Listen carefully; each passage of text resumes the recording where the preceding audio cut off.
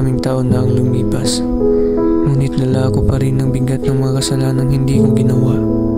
Nasunog ang aming tahanan, pinatay ang aking pamilya, at ang tanging sagot na nakuha ko mula sa may kapangyarihan ay tanging katahimikan lamang.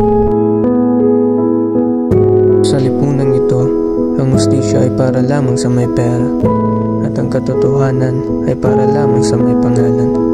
Kaming mga nasalalayan, mga tulad kong walang lahi at walang yaman, kami ang unang nasasakal ng mga maling akala at maling usa.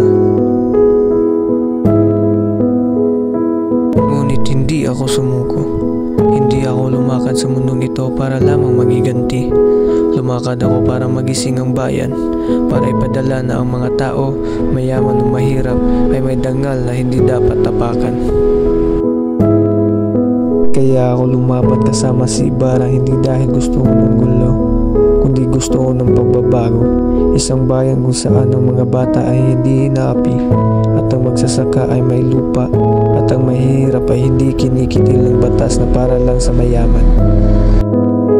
Sakaling mawala na ako bukas, o sakaling hindi ko na makita ang bukang liwayway na miniwiti ko, naway pagpatuloy nyo ang laban, hindi para sa akin, kundi para sa bayan.